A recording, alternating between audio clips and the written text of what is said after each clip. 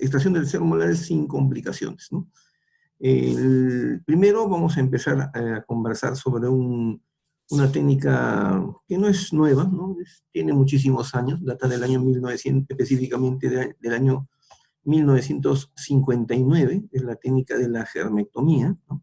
Es una técnica que ya tiene muchas décadas, ¿no? Sin embargo, ha adquirido una nueva vigencia en los últimos años, dado que diferentes técnicas de tratamiento, técnicas de ortodoncia, han llamado la atención acerca de la extracción temprana del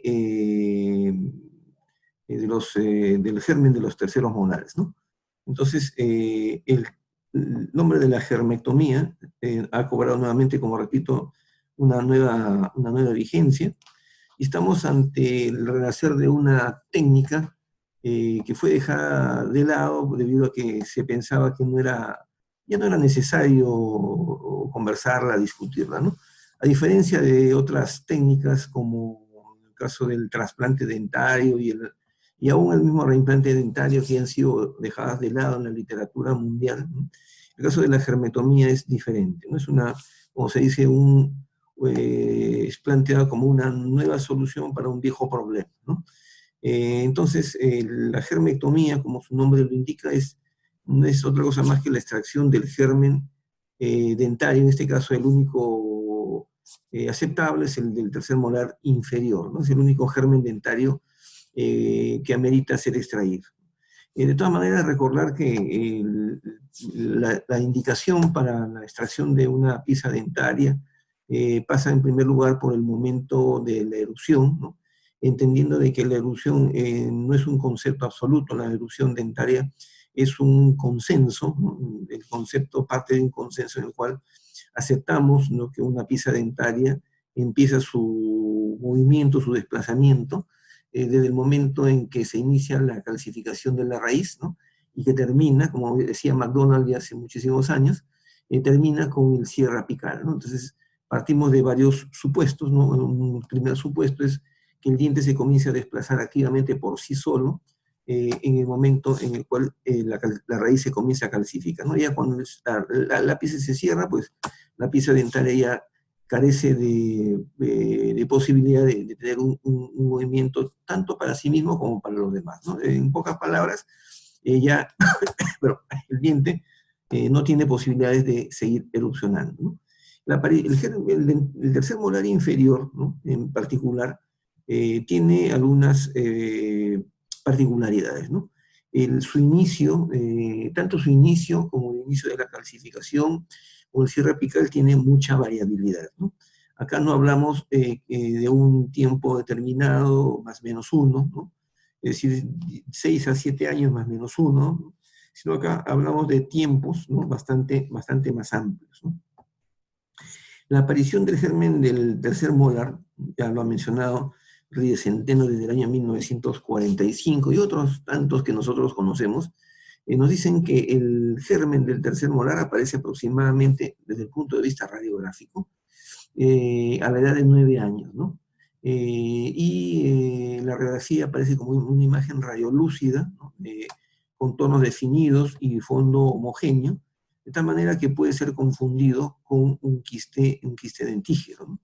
Y es más, yo he tenido la oportunidad de recibir pacientes, ¿no?, transferidos bajo el diagnóstico de quistes, ¿no?, que en realidad no responden sino más bien a gérmenes de terceros molares, ¿no? El espacio que ocupa el germen de tercer molar, que radiográficamente se le llama la cripta del tercer molar, ¿no? Luego, el inicio de la calcificación de esta pieza dentaria se encuentra alrededor de los 10 a 11 años, es decir, el chico cuando tiene 10 a 11 años, recién comienza a calcificarse la raíz, y comienza, por lo tanto, la erupción dentaria, la erupción activa de este diente en particular, a esa edad, ¿no? Pero existe una variabilidad mayor, se acepta hasta los 12 años, ¿no?, en algunos casos. Por ejemplo, la población peruana, que es tan sui generis, donde existe pues tanta variabilidad que no se puede decir que en tal año específicamente comienza la erupción activa de esta pieza dentaria. Y en el caso del fin de la erupción dental, es decir, el cierre apical, en este diente en particular, el tercer molar inferior, termina entre los 21 y 25 años. Entonces decía por eso que la variabilidad es bastante, bastante amplia. Esos son los parámetros dentro de los cuales nosotros nos movemos entonces, o se movió el doctor Robert Murray Ricketts, que en paz descanse, ¿no? Creador de la técnica ortodóntica, la bioprogresiva, ¿no? Que tuvo mucha vigencia también en nuestro país en los últimos 30 años, ¿no? Esta fotografía, le recuerdo, una de las 3 o 4 veces que vino Ricketts al Perú a dictar un curso para los ortodoncistas en Guadalcanal, esto es el año 1997, ¿no? A su derecha, su gran amigo, el doctor Jorge Cervantes Grundy, ¿no? Y en aquel momento yo lo acompañaba, ¿no? Porque el doctor Cervantes Grundy vino a la Universidad Villarreal a formar, ¿no? A formar los cuadros para implantología en aquel tiempo, ¿no? Y yo me encuentro acá más delgado, lógicamente, ambiciosamente más delgado en aquel tiempo. Y bueno, tuve la oportunidad de poder conocer, tomar una fotografía con el doctor Ricketts, ¿no? Toda una leyenda de la odontología en el mundo, en realidad, ¿no? Y al lado izquierdo, el doctor Luis Arroyo, de la Universidad Federico Vieira. Nosotros son profesores de otro país, ¿no? Entonces, la germectomía no es otra cosa más que la extracción o la extirpación del germen del tercer molar inferior en este caso. Es el único diente aceptado, ¿no? Es escrito por la filosofía ortodóntica de la bioprogresiva por Robert Ricketts en el año 1957, y Ricketts le dedica todo un capítulo, digamos, a su estudio cefalométrico, ¿no? Que es el estudio cefalométrico de Ricketts, justamente, en donde habla de la teoría de la erupción del tercer molar inferior, ¿no? Que posteriormente ha sido utilizado y es utilizado por los odontólogos especialistas en odontología forense para determinar la edad, del paciente, ¿no? Con fines forenses, debido a que es una pieza dentaria cuyos tiempos de inicio de erupción y cierre apical se encuentran dentro de la adultez, ¿no? Voy a cerrar un poco el micro, disculpen, hay alguien que ha quedado con el micro abierto. Ya está, ya estamos en muting todos, ¿no? Entonces, originalmente, los artículos originales de Ricketts describían esta técnica como la teoría del aborto de los terceros molares, que como es natural, pues el término fue muy pomposo, pero se desacreditó por sí mismo como término, y tuvo que ser cambiado y modificado a lo largo de los años, ¿no? Se le dio el nombre de germotomía, que está mal aplicado, porque germotomía significa cortar el germen, ¿no? Lo que se hace es extirpar el germen, con lo cual finalmente quedó en la literatura odontológica el término o el nombre de germectomía para esta técnica, ¿no? Entonces, ¿qué cosa es un germen dental? También es un convencionalismo, es un consenso en el cual se acepta que el germen dental es aquel folículo dental que todavía no ha iniciado la calcificación de su raíz. Eso es un germen dental. Entonces, mientras en el caso del tercer molar, este se encuentra en condiciones de germen, ¿no? En situación de germen dental, su extracción, su extirpación se denomina la germectomía, ¿no? Entonces, lo que descubrió Ricketts, o lo que encontró Ricketts, fue que a la edad de 9 a 10 años, estamos hablando de la radiografía cefalométrica, el germen del tercer molar se encuentra a nivel del plano cruzal. Y alguien dirá, pues qué absurdo, si los dientes generalmente erupcionan de abajo, en el caso de los dientes inferiores, de abajo hacia arriba, o sea, desde apical hacia cruzal.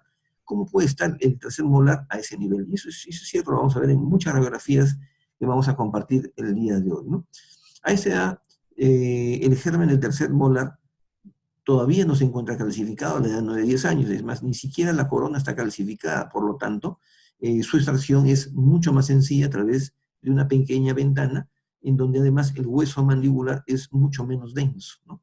Y como no existe calcificación del tercer molar, lo que sacamos nosotros, lo que extraemos es una masa gelatinosa que se encuentra en este caso a nivel del plano cruzal, en la rama ascendente, pero sobre la proyección posterior del plano oclusal.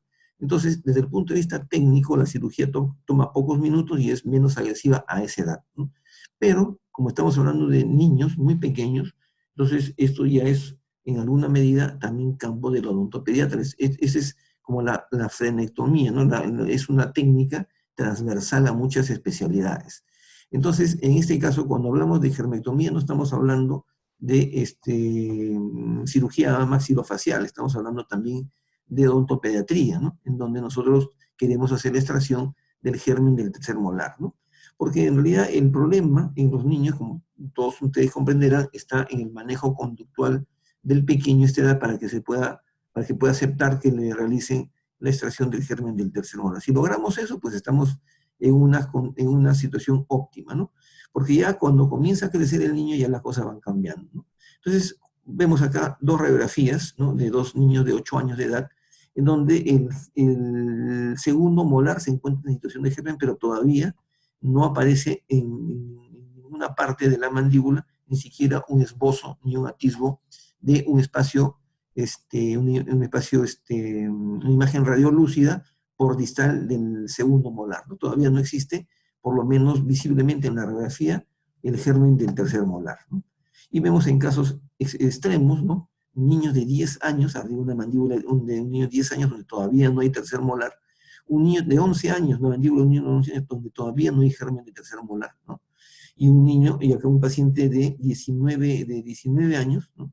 En donde el tercer molar se encuentran todavía en situación de germen, a pesar que debería ser, pues, que a esta edad, 19 años, ya el niño debe estar ya hace rato, ¿no? Ya debería estar con una parte de la raíz calcificada. Entonces es un diente, el tercer molar inferior es un diente cuyo proceso de crecimiento, desarrollo, maduración en general se encuentra es sumamente variable, ¿no? No está alterado, simplemente guarda demasiada o mucha variabilidad. Pero lo común es esto, ¿no? Fíjense ustedes, a la edad de 9 años en la mandíbula superior, en el tercer cuadrante, aparece ya una imagen radiolúcida de contornos definidos, en donde ya comienza a verse, en este caso particular, que por eso le digo, es muy variable, no es un niño, todos son niños peruanos, vemos la cara oclusal del tercer molar calcificado, ¿no? Pero ya vemos en una mandíbula que el tercer molar se encuentra en posición casi horizontal, ¿no? Pero lo más importante, además de analizar eso, es que el germen se encuentra sobre la proyección del plano oclusal, porque uno pensaría que el germen del tercer molar debería estar inferior. Nos lo vamos a explicar o lo vamos a comprender después en la radiografía cefalométrica, porque ese es un efecto visual solamente, ¿no? En realidad, el germen nunca desciende y luego se vuelve a picar y luego vuelve a subir, es simplemente un cambio en la angulación del cuerpo de la mandíbula con respecto a la rama ascendente, cuyo cierre y apertura, es decir, el ángulo goñeco se cierra y se abre durante toda la vida. En el inicio en el niño es obtuso, la mandíbula está muy abierta con respecto a la rama. Conforme el niño se acerca a la pubertad, a la adolescencia y a la juventud, la mandíbula se va cerrando, ¿no? El cuerpo con respecto a la rama ascendente, y luego ya pues a partir de los 50 años se vuelve a abrir nuevamente para volverse un ángulo obtuso. Entonces todas esas características hacen que haya un efecto visual en la posición del germen del tercer molar. En la mandíbula inferior todavía no notamos, acá vemos un pequeño esbozo en el cuarto cuadrante, ¿no? En la mandíbula, en la panorámica de abajo, donde parecería ser que aparece ya una imagen radiolúcida muy tímida, ¿no? Por distal del segundo molar. A los 10 años, y es evidente, miren, sobre todo la mandíbula, tanto la de arriba como la de abajo, ¿no? Notamos una imagen radiolúcida de contornos definidos y fondo homogéneo que pareciera ser un quiste, ¿no?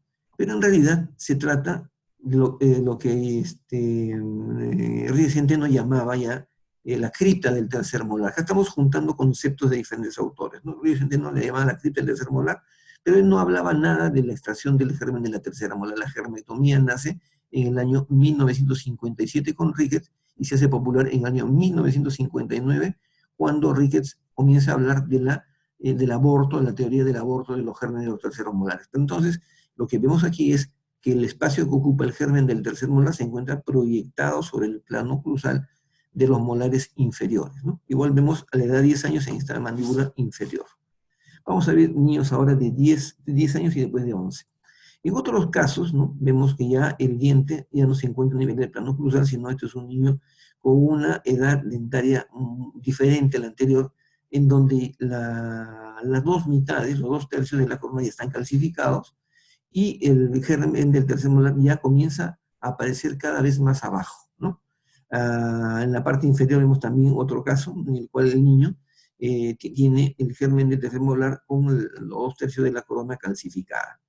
A los 11 años prácticamente toda la corona se encuentra calcificada, pero conforme se va produciendo la calcificación de la corona, de manera simultánea también el diente, el germen, comienza a aparecer cada vez más apical, ¿no? Entonces vemos dos niños o dos mandíbulas de niños de 11 años de edad. Cuando vemos a otros niños también de 11 años, ¿no? En donde ya todavía no está en etapa de germen, todavía no se encuentra calcificada la raíz y no se puede hablar, según el consenso generalizado sobre erupción dental, que el diente, este tercer molar, ya se encuentre en un proceso de erupción activa. A los 12 años, ¿no? En estos pacientes vamos a ver que todavía no se inicia la calcificación de la raíz. Entonces, todavía, si extrajéramos los dientes, todavía estaríamos hablando de germectomía. En el momento en que se comienza a ver la calcificación de la raíz, ya el concepto cambia, ya no es un germen dentario, ¿no? Entonces, por lo tanto, ya la técnica no se denominaría o no se le denomina como germectomía, ¿no? Entonces, la germectomía es la extirpación o la extracción del germen dentario. Entonces, otro paciente, otro niño de 12 años de edad también, en donde vemos que los 2/3 de la cara oclusal, perdón, de la corona, están calcificados, y en ambos casos, pues, los dientes ya están en una posición mesioangular, ¿no? Será motivo para conversar en otra oportunidad respecto a realmente si se cumple o no se cumple, y parece que sí se cumple en muchos casos, la prerrogativa de Ríquez, ¿no? Según la cual, pues, cuando nosotros vemos cefalométricamente que no hay el espacio suficiente a la edad de 9 a 11 años, pues es necesario, o a la edad de 9 a 12 años, es necesario extraer el germen dentario porque no va a haber espacio retromolar para que este diente erupcione. A la edad de 13 años, además del proceso de calcificación de la corona, que todavía no aparece la raíz, ¿no? No se ha completado la calcificación de la corona, cada vez que va pasando, conforme va aumentando, avanzando la edad del paciente, el tercer molar comienza a aparecer cada vez más apical, más y más apical. Entonces, la ventaja de la germectomía a edad temprana de 9 a 11 años es, primero, que la corona no está calcificada, segundo, que el germen dentario se encuentra a nivel de la proyección del plano oclusal de los dientes inferiores, de tal manera que sería menos complicado y habría menos morbilidad en el paciente al momento de realizar la extracción dental. Y además también el defecto que quedaría después de extraer el tercer molar sería mucho menor, ¿no? Mucho menor que cuando el diente ya se encuentra ya con una mayor cantidad de corona calcificada, porque cuanto más calcificada está la corona, es una esfera, es una pelotita que comienza a dar vuelta dentro de la cavidad y todavía no podemos aplicar un punto de palanca para poder extraer este diente, aun cuando lo tuviéramos expuesto. Entonces, cuanto más temprano se realice la extracción del germen del tercer molar, pues va a ser mucho mejor para el paciente. Vemos también otros niños de edad ya de 13 años, mientras que el de arriba es una mandíbula con germen dentario, la mandíbula de abajo ya no se puede decir, o ya no se puede hablar que se trate de un germen, ¿no? Ya es un tercer molar tal cual, en proceso, con inicio de erupción activa, ¿no? Sin embargo, ya lo vemos en posición mesioangular, ¿no? Entonces, no es completamente cierto que el tercer molar inferior requeriría, si habrá que conversar, habrá que hacer un conversatorio con ortodoncistas respecto a que si estos terceros molares en realidad van a erupcionar o nunca van a erupcionar y es necesario extraerlos prontamente. Pacientes de 14 años, donde en el caso de la mandíbula del paciente superior ya comienza a calcificarse la raíz, y en cambio el de abajo todavía no. Sin embargo, en ambos casos, el tercer molar ya comienza a verse cada vez más bajo, ¿no? Este caso es a los 16 años, ¿no? Cada vez que va pasando, conforme pasa el tiempo, el germen o el diente comienza a aparecer recién en una posición más baja. ¿Cuáles son los puntos básicos de la localización del germen, perdón, de la determinación del espacio disponible para el tercer molar inferior según la teoría de Ricketts, ¿no? Del año 1959? Para Ricketts lo fundamental es establecer la ubicación del punto XY, el punto G, ¿no? Que es el centro de rotación de la rama, es decir, el punto alrededor del cual el eje de bisagra sería alrededor del cual el cuerpo de la mandíbula se va a abrir o se va a cerrar durante toda la vida del paciente, se va a cerrar con respecto a la rama ascendente, es decir, ese ángulo que forma el cuerpo de la mandíbula con la rama se abre y se cierra a lo largo de toda la vida alrededor del punto de rotación o eje central o eje de rotación o eje bisagra llamado el punto XY, que se creía que se ubicaba necesariamente a nivel del spine-speak y que Ricketts demostró, según su estudio cefalométrico, que eso no era completamente cierto y que no coincidía necesariamente. Para ello vamos a ver ahora en la radiografía cefalométrica ubicar el plano de Frankfurt. Sabemos que el plano de Frankfurt es un plano cefalométrico que se traza a partir de la unión de dos puntos, ¿no? El punto, el porium, es la parte más alta, el punto más alto del orificio, el agujero auditivo externo, en la radiografía cefalométrica, y el otro punto, que es el punto anterior, es el orbital, o orbitale, ¿no? Que es el punto más bajo de la órbita visto en la radiografía cefalométrica. Entonces, cuando unimos el punto orbitale con el punto porio, unimos con una recta, eso es el plano de Frankfurt, ¿no? Que no lo inventó Ricketts, que eso viene de la época de los años 40 aproximadamente, ¿no? Luego, vamos a ver que, según Ricketts, hay que trazar dos paralelas al plano de Frankfurt, uno que pase tangencial, ¿no? al punto más bajo de la escotadura sigmoidea, y otro plano paralelo al plano de Frankfurt, que pase tangencial al punto antegonio. El punto antegonio es el punto cefalométrico que se encuentra por delante del gonio, ¿no? Y que los ortodoxistas establecen que es un punto más estable y menos sujeto a cambios medioambientales, como lo es el gonio, que depende de su tamaño, de un mayor o menor volumen del músculo macetero. En cambio, el antegonio, que se encuentra por delante de la inserción del músculo macetero, no estaría sujeto a ese mayor o menor desarrollo del gonio, del macetero, perdón, y por lo tanto sería un punto estable, ¿no? Y luego dos perpendiculares a estos dos planos, el plano de Frankfurt, uno que pase tangencial al borde anterior y otro que pase tangencial al borde posterior de la mandíbula, conformando un cuadrilátero, un rectángulo, no sé, un rectángulo vertical, que se une a través de dos diagonales, y el punto en el cual se cruzan las dos diagonales, es el punto XY, ¿no? Pero vamos a ver mejor en el gráfico para poder entender esto, ¿no? Entonces, la germectomía, decíamos, es la extracción precoz de los gérmenes dentarios cuando se prevé que no va a haber espacio, ¿no?, suficiente para que el diente, para el tercer molar, erupcione. Entonces, a la edad de 9 a 11 años se hace el estudio de predictibilidad y se determina, pues, que no va a existir espacio para el tercer molar y por lo tanto se recomienda su extracción, ¿no? Entonces, lo que dice Ricketts es que una vez que encontremos este centro de rotación de la rama, este punto XY, cuando el niño tiene 9 a 10 años, se mide la distancia que hay del punto XY a la cara distal del segundo molar, ¿no? Y debería haber, ¿no?, en niños anglosajones debería haber una distancia de 25 milímetros.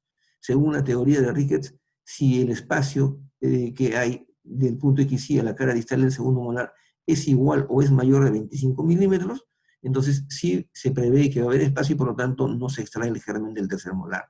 Si existe menos de 25 milímetros, entonces Ricketts recomienda la extracción del germen del tercer molar, ¿no? En eso se basa el estudio de predictibilidad para la erupción del tercer molar, cosa que no es necesariamente cierto. Aprovechemos el gráfico para mostrar que la escotadura tiene un punto más bajo. Ese es el punto que se va a tomar como referencia para el trazado del cuadrilátero o el rectángulo en la rama ascendente, y el otro es el punto antegonio, que es este punto de inflexión anterior, ¿no?, que se encuentra por delante del gonio, ¿no?, que se considera un punto cefalométrico estable. Y los otros dos puntos vienen a ser el borde anterior de la mandíbula y el borde posterior de la mandíbula. Ahora vamos a ver más adelante cómo se hace el trazado para esto. Acá está, ¿no?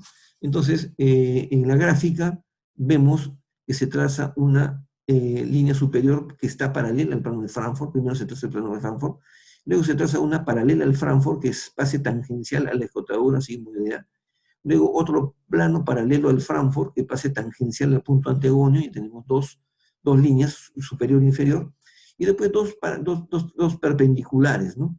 Una perpendicular al plano de Frankfurt que sea tangencial al borde posterior y otro tangencial al borde anterior de la mandíbula. De repente, por limitación del gráfico, no coincide exactamente, para formar un rectángulo vertical. Luego, lo que recomienda Ricketts es trazar dos diagonales, una diagonal 1, o sea, de 1 y de 2. El punto donde se cruzan ese es el punto XY, que se considera el centro de rotación del cuerpo de la rama con respecto al cuerpo, con respecto a la rama ascendente, ¿no? Y de ahí se mide del punto XY a la cara distal del segundo molar una distancia de 25 milímetros, ¿no?, a la edad de 9 a 10 años en niños anglosajones. Esa es la teoría de Ricketts.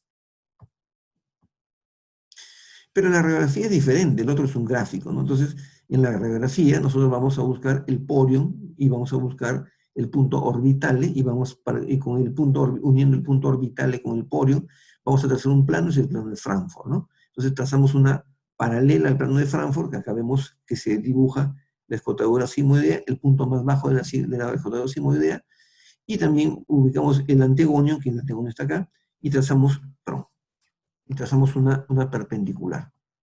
Vamos a ver el gráfico anterior, ¿no? Entonces, igual dibujamos o trazamos un rectángulo vertical, unimos las diagonales por con dos líneas, y el punto donde se cruzan es el punto XY, o centro de rotación de la rama. Entonces, acá vemos en esta radiografía cefalométrica la cripta del tercer molar, este que está acá abajo es el segundo molar, y proyectamos entonces una medición del punto XY a la cara distal del segundo molar, y debería haber pues 25 milímetros como mínimo. Esa es la recomendación de Ríguez, ¿no? Lo cierto es que por el día de hoy no es un tema ortodóntico, es un día quirúrgico, pero tenemos que conocer el fundamento, ¿no? Ya a raíz de varias técnicas ortodónticas, en los últimos 2 años, 3 años, se ha vuelto a poner en boga, ¿no?, la extracción de los gérmenes de los terceros molares, y la germectomía también se da. Por eso es que comparto esta clase, porque si no fuese así, ya ni siquiera les hablaría yo de esto, ¿no? Por ejemplo, no estamos hablando en este curso de trasplante dentario, porque es una técnica que es parte del pasado, ¿no? En realidad no vale la pena ya conversar sobre ese punto, como tampoco de los reimplantes dentarios a raíz de todo lo que estamos viendo en implantología, ¿no? En el caso de la germectomía es sui generis porque es una técnica antigua, pero que nuevamente está tomando vigencia. Vamos a ver un pequeño video resumido de la técnica de la extracción de un tercer molar en situación de germen, una germectomía, ¿no? En este caso vamos a ver la extracción de un germen dentario, y vamos a ver que cuando el paciente ya tiene más de 12 años de edad, aun cuando sea un germen dentario, la extracción puede ser sumamente traumática, ¿no? Y el defecto que queda es sumamente grande, ¿no? Vamos a ver las partes más sustantivas, ¿no? El germen del tercer molar inferior derecho, ese es el que se va a extraer.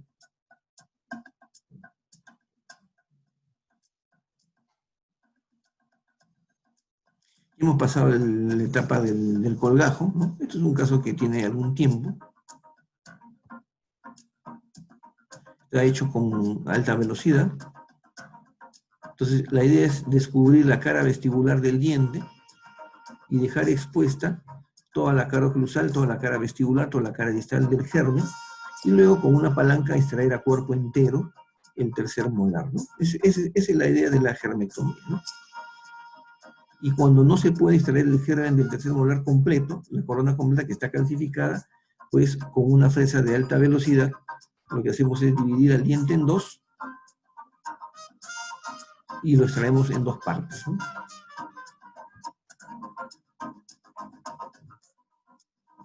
El problema es que cuando ya se encuentra calcificada la corona, ¿no?, el problema es que es una esfera perfecta que comienza a darse vueltas dentro de la cavidad, ¿no? Y eso nos desespera.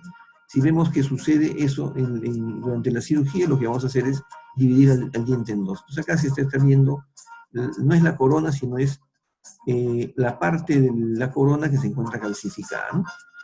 Y lo que no se encuentra calcificado será pues una masa gelatinosa, o es una masa gelatinosa que corresponde al resto del folículo dentario, que también hay que extirparlo durante la cirugía, ¿no? Y ya después es la vista del lecho quirúrgico, es una cavidad bastante grande cuando la cirugía se realiza en un paciente más allá de los 12 años. Esta chica tenía 13 años, si mal no recuerdo, ¿no? Entonces, extraer un germen dentario se sigue llamando germectomía, pero conforme aumenta la edad del paciente, pues entonces la cirugía va a ser mucho más traumática que cuando el niño tiene una edad menor, ¿no? Entonces acá está el germen dentario, lo que está arriba es el folículo dentario que todavía no ha sufrido calcificación, ¿no? Es importante recordarle al papá o a la mamá que en ningún momento vamos a realizar la extracción, ¿no?, la extracción de un diente con raíz completa, sino vamos a extraer, en este caso, solamente un germen dentario, ¿no? Es ya la fotografía de otro caso, en el cual se está extrayendo la parte de la corona que está calcificada, es una germectomía, y después se saca una masa, un disco gelatinoso que corresponde a la porción de la corona que todavía no se ha calcificado, y aparte está el resto del folículo dentario que va a dar origen, a la formación, perdón, de la raíz dentaria, ¿no? Entonces, todo eso lo tenemos que extirpar, porque según la teoría existe el riesgo potencial que eso se transforme en un quiste dentígeno, lo cual es un riesgo potencial, pero no es un riesgo real en verdad, ¿no? Pero siempre hay que ser prudentes, hay que ser cuidadosos, y hay que extirpar por completo todo el contenido de la cavidad, dejando una cavidad completamente limpia, ósea, ¿no? Libre de tejido blando, ¿no? Entonces, en eso consiste la extracción del germen dentario llamado gernectomía, ¿no? Entonces, repito, siempre que hagamos la extracción de un diente, un tercer molar, en situación de germen dentario, se llama gernectomía. Entonces, acá estamos viendo con línea punteada, ¿no? Siguiendo la lógica de la vez anterior, de la clase anterior, la forma como la gran osteotomía que tenemos que hacer para extraer un germen dentario en estas condiciones, ¿no? Y si en caso vemos que el espacio no es suficiente, tendremos que usar una fresa de fisura para partir el diente en dos y hacer la extracción en dos segmentos, como se ve en la parte de abajo en una fotografía de uno de los casos, ¿no? Pero lo que generalmente hacemos es extraer la parte de la corona calcificada y va a salir un disco gelatinoso, que tenemos que extraerlo porque es el resto del folículo dentario que está dentro de la cavidad, dentro de la cripta del tercer molar, ¿no? En este caso es la extracción simultánea de dos terceros molares en un mismo paciente, mediante una osteotomía tanto en el lado derecho como en el lado izquierdo, ¿no? En este caso no ha habido necesidad de fracturar o de cortar, segmentar el tercer molar, ¿no? Es otro paciente también igual, otro tercer molar, donde la corona es muy voluminosa con respecto al resto del contenido, y prácticamente liberando la corona vamos a poder extraer el diente en su totalidad. Ya no es un germen dentario porque ya tiene una porción de raíz calcificada, ¿no? Y le muestro el ápice porque esa es la forma en que vamos a ver el ápice, que todavía está en proceso de formación, y para explicarle al papá, a la mamá, en ningún momento hemos dejado un resto de la raíz dentro de la cavidad, sino que es un diente en proceso de formación. Entonces, igual vamos a ver que la técnica quirúrgica es la misma, no es similar, es decir, un colgajo angular, ¿no? Y luego de hacer el colgajo angular, vamos a identificar cuál es nuestra ubicación del germen, vamos a descubrir toda la corona, es decir, la osteotomía va a ser en toda la zona vestibular para ver completamente el diente, y también una parte del hueso distal de la cripta para poder tener espacio de hacer el punto de palanca y extraer el germen del tercer molar, ¿no? Acá es un caso pareciera que fuera el mismo caso inclusive del anterior, ¿no? Son casos diferentes, ¿no? En donde se ha extraído también a cuerpo entero el germen del tercer molar, ¿no? En este caso sí, no, también es a cuerpo entero, ¿no? Y la osteotomía tiene que ser muy amplia, muy grande. Entonces el defecto que queda es muy grande. Aunque no es el motivo de hoy, recordemos que toda extracción de un diente, toda cavidad, debería ser rellenada con hueso, con injerto de hueso y con membrana, ¿no? Este es un caso en el cual se tuvo que hacer una odontosección porque, a pesar de haber descubierto al diente, en realidad era muy complicado, era muy difícil hacer la extracción del germen a cuerpo entero. Entonces se ha tenido que hacer una odontosección para extraer primero la parte distal y después la parte mesial del remanente del germen dentario, que ya en este caso estaba ubicándose en posición mesioangular, ¿no? A pesar de ser un germen. Entonces, esto es lo relacionado a esta primera parte, ¿no? Con respecto a la germectomía. Es un tema bastante